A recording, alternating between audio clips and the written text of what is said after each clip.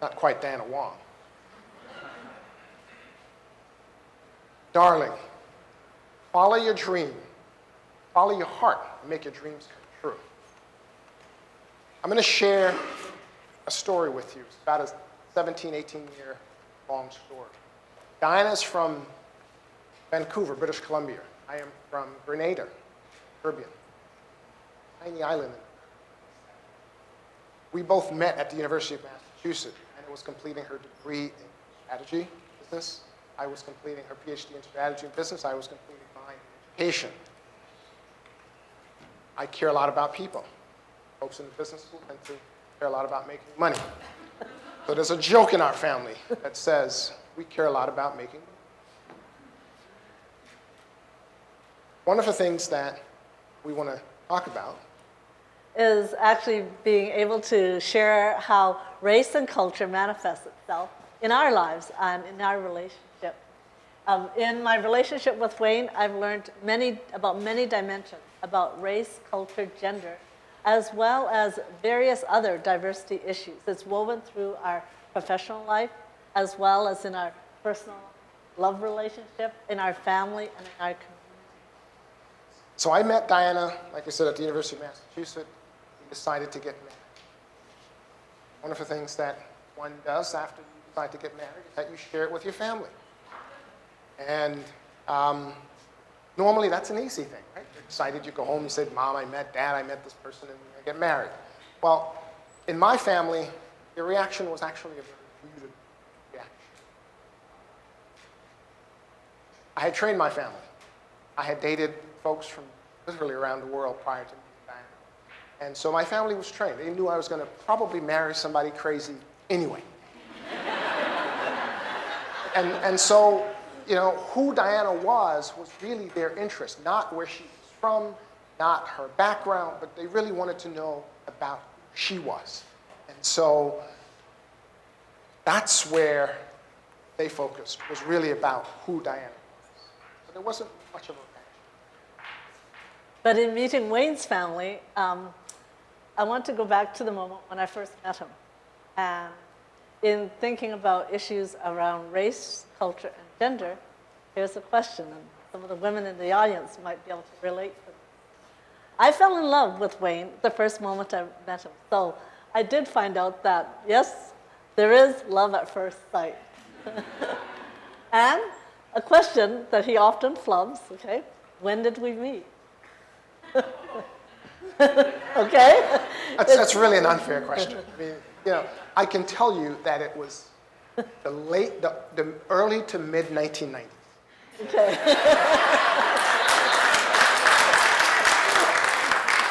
I met Wayne on Sunday, August 16, 1994. And it was at 7:30 p.m. There's some battles you'll never win. A friend and I had taken me over to meet him because she wanted to introduce us. She saw something that there was possibility. So it was love at first sight for me. And in meeting Wayne's family, it was that first Thanksgiving. We were at the University of Massachusetts, and I had cooked Thanksgiving dinner, and his family came over for Thanksgiving. And that was the time when I met his family. I felt completely accepted. His family is absolutely wonderful and delightful. He is actually the shortest member of his family. So, and I'm 5'11", by the way.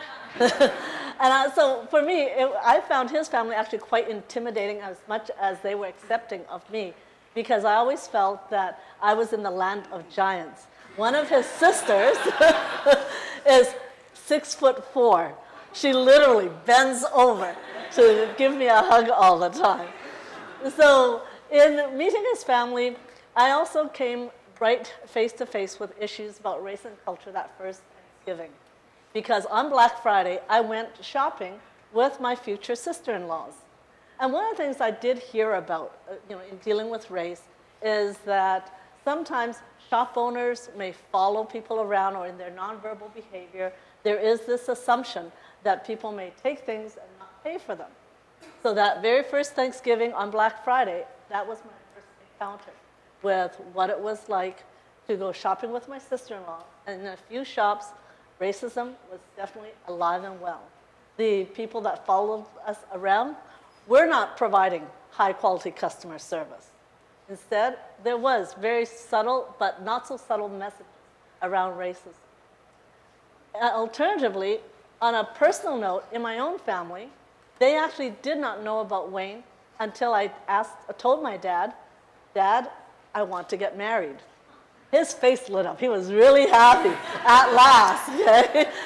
I was 35. They had been waiting a long time. And then all of a sudden, after a few seconds, he goes, "Oh, to who?" "To Wayne, you know." And I said, "Wayne who?" You know, "Oh, the friend I brought home last summer." And oftentimes when I go home for summers, I always invite friends with me. But they never really know about the nature of my relationship with them. Why worry them, right? Until it was necessary. So when I said, well, I finally fessed out. I said, "Well, the black guy." Oh, that look of puzzlement changed to a face of shock. I go, "Oh, no, can't you find someone else?" I said, "No, Dad, he's the one." And so then that's where our conversation ended. It wasn't necessarily an angry shouting match, but it was one of stress. All I wanted for my wedding were my parents' blessings. So they had to go down and tell my grandmother in San Francisco that I wanted to get married. And you got to understand, at this point, the grandmother is, in fact, the matriarch. Yes. And so my dad's mom was living in San Francisco, and we were in Vancouver. And when my parents made the trip down to tell her that I was going to be getting married, she goes, "Wonderful." But they were still looking very stressed. She goes, "What's the matter?" "Well, he's not Chinese." And in that moment, my grandmother replied, "I am sure whoever Diana picked, he is a good man." Whoosh!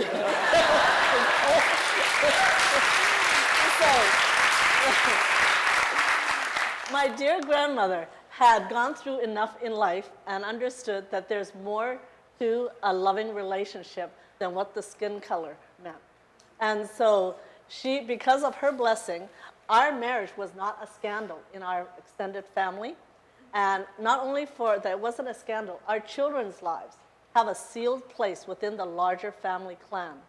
And so as a result, that was how my family played out and the lessons that we learned about moving forward in bringing cultures together. And I must add that this is a woman who had had 10 kids? 7. 7 kids. Food. In the Caribbean, in Grenada in particular, we often eat 3 meals a day. Breakfast, lunch, dinner. We tend not to snack between meals. I tell you, in Grenada you have a fairly small breakfast, have a very large lunch, and then you have what we call supper, which is a very light dinner. We are, in fact, a form of colony. Food, I've learned, in Diana's family, is central to most everything that happens in that family. So early on, I visited Vancouver, and if you haven't been to Vancouver, lovely, lovely. Water and mountains. This function had most of Diana's family gathered. When I say most, I don't mean, we're talking about anywhere from 200 to 250 as part of the family. So in this particular instant, we're having a large meal around the house. The table was filled with all sorts of Chinese dishes. And so this was the first time I had met her aunts from San Francisco. And so I got up and went down the table. And I'd learned my lesson before. What you do is you got to take one of everything. You got to fill your plate with everything because people who brought dishes are looking to see if, in fact, you're going to eat it. And again, if we had anybody from the Caribbean in the house, we love to eat. No problem. So I did, in fact, fill my plate. And when I got to where the utensils were, I didn't choose. I chose chopsticks. Sat down. I sat down, and in fact, I was quite efficient with my chopstick. learn my lesson. I practice. So I don't know about you, but if you've ever felt sitting in a room, you just know that all the eyes in the room are not looking at you. But in fact, they're all on you. I think if the aunts had taken notes, they probably could have written what I ate in what order I ate my food. And so I passed it with. And so do know that I went through a phase of, I was a bit of a curiosity in that. And I think when you marry, date across cultural, multiracial lines, at the beginning, you are in fact a curiosity. So that's one of the lessons. Do know that, but it changes. Once people learn, walk, think out, that goes away. So in bringing our families together, we have had an amazing array of interesting developments. My brother actually married 2 years after I did. He married a white British woman. And for him, there wasn't a banana. Things weren't stressful. And so she has been a wonderful member of our family as well. And when we had our children, we were taking a look at how to name our children. And for our son Quentin, we wanted to, this is our first child. I had graduated, gotten a job, now in this area. And Diana's mom's name is Quinn Q. My dad's name is Robert. So we wanted to put the family together, unique kind of way. So we named our son Quentin Emmanuel after Diana's mom, Quinn Q. So our daughter, who was born 2 years later, we were thinking about her role in the world. And with her role in the world, we wanted the world to just embrace and love her as much as we do. And we wanted her to love the world. So we searched and thought of a name. And her name is Maya. It is indigenously available found in English, Spanish, Italian, Greek, Hindi, Japanese, and Russian. So when she steps out into the world, she'll be fully embraced. And so in looking at both Quentin and Maya, we recognize that they will hopefully enter into a different world where loving relationships do not have to face as many challenges as we have. And how our culture has evolved in our family is that we do, growing up, my parents never said the words, "I love you." But love was expressed through the food, continuously. But one of the evolutions within the culture of our own family is that my parents, through their 11 grandchildren, we have started to hear them say the words, "I love you." And so that has just been one of those things that as race and culture evolves, it evolves on a very personal level for us, as well as within our families. Things do change and evolve. One of the comments from my mother was that he's the only son. There are 5 other daughters, and they let you marry him? Because sons are highly prized in the Chinese culture. And so today, because we've been married now 15 years, she's quite relieved that someone is taking such good care of me. So in my relationship with Wayne, what I have loved most is that I get to be fully me. And I know that there are many relationships where people talk about having to work at it.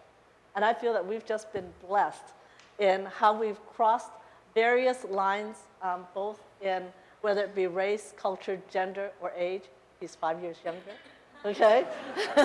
That we have about the best and most treasured relationship that I could ever dream of. So thank you for letting us share our story.